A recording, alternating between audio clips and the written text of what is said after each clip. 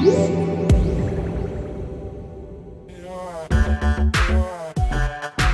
so I'm out here at the Dog Mountain Trailhead in the beautiful Columbia River Gorge on the Oregon-Washington border, and I've brought with me the Pentax K-1 II.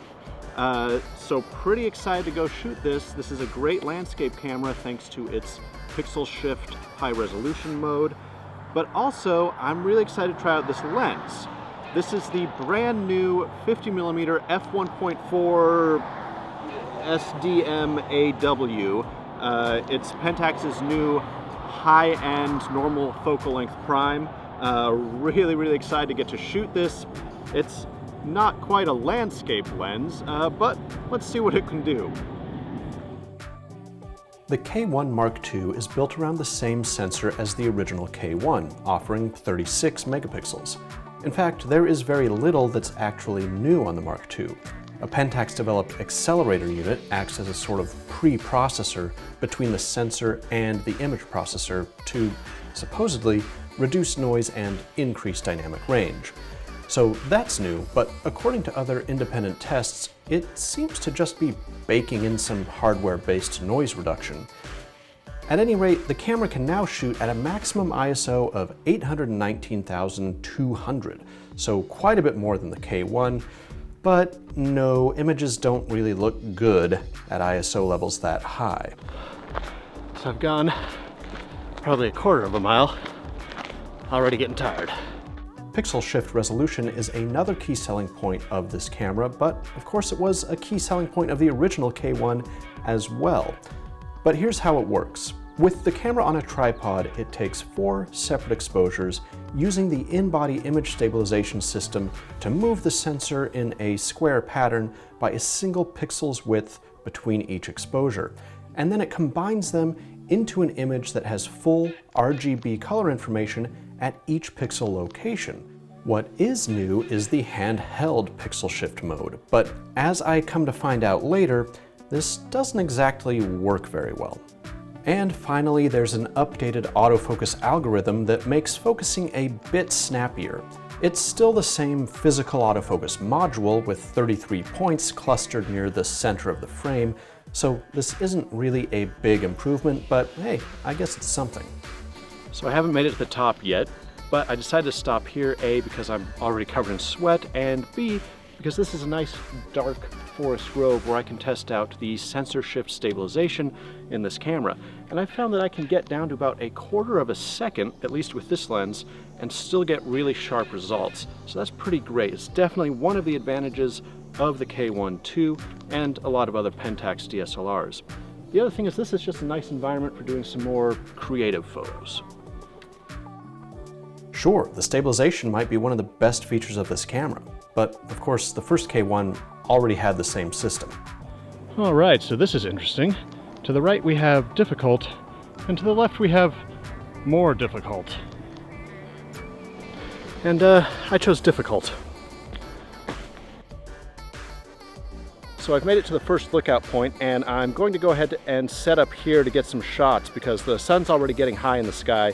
I didn't get up here as quickly as I had hoped, either because I was stopping to shoot videos along the way or I'm just out of shape. Maybe both are true. So we're gonna see what we can do here, and then we'll continue on up the mountain and hopefully still get some nice light by the time we make it to the top. But beyond needing nice light, a good landscape photo really needs a much more interesting sky. But oh well, I have a limited window to shoot these reviews, so I take what I can get. So we're back on our way up to the top of the mountain, but I've decided to stop here and test out the handheld pixel shift high definition mode. So what this does is it actually uses the gyroscope that the sensor rests in, and it kind of analyzes your handshake as you're taking a multi-exposure photo, and then it can use that information to correct the motion blur and actually still generate a very high resolution file, even when you're not on a tripod, or at least that's the theory. Let's see if it actually works. It doesn't. At least not that great. Also, I totally wasn't even in the right mode when I took that photo, but don't worry, I thoroughly tested it out later, and it kind of works, maybe, Basically, it's not worth it. It takes like 20 seconds to process the image, and the quality gains are somewhere between minimal and non-existent.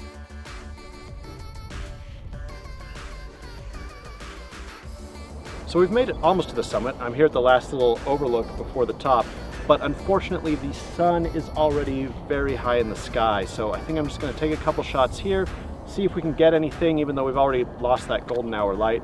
And then we'll head back to the office and check out these images on the computer to see if they look as good as they do on the back of the camera.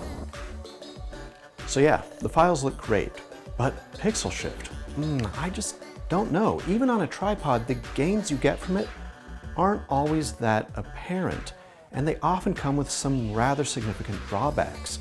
For one, you really need a completely static scene for it to work properly, even with motion correction turned on. Now, motion correction does a good job of reducing the motion blur from moving objects, but it also can introduce some weird color artifacts into the image. Oh, and don't use Lightroom.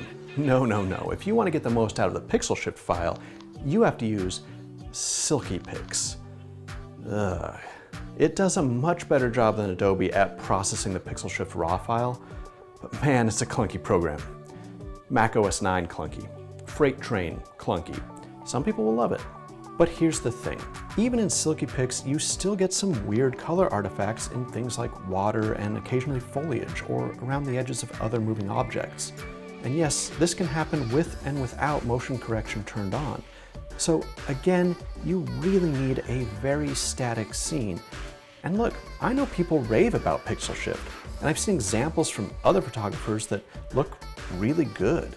But in my experience, it often created more problems than it solved, and I usually had trouble appreciating the sharpness difference between a pixel shift photo and a normal exposure.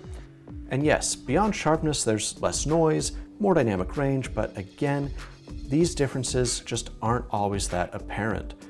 Look, you may get better results in other scenes, and I've read the other reviews, I've watched the other videos. I know people love pixel shift. But either way, the good news is image quality is already fantastic, even without pixel shift. We know this is a really good sensor in this camera, and this lens is beautiful. It was actually pretty decent for landscapes, but I loved it for portraits and low light work. It's really nice, but it's also probably equally nice on an original K1. At the end of the day, the K1 Mark II simply isn't an enticing upgrade over the original. And where the first K1 made a case for itself as the budget high-resolution full-frame camera at just $1,800, the Mark II is suddenly $2,000 despite being based on the same exact tech. And it faces fiercer competition today than the K1 did 2 years ago. For example, the Sony a7R II, which launched above $3,000, can now be picked up new in the box for just $2,000. This camera, honestly, it's a bit of a head scratcher, but if you're intrigued by it, well, we recommend just looking for a first generation K1, which can be found now for $1,600. It's a great deal. But the Mark II? Gosh, I mean, I hate to say it, but I just don't think this camera really makes sense for anyone, unless you absolutely need that 800,000 ISO, in which case, sure, go for it, but it's not gonna look good.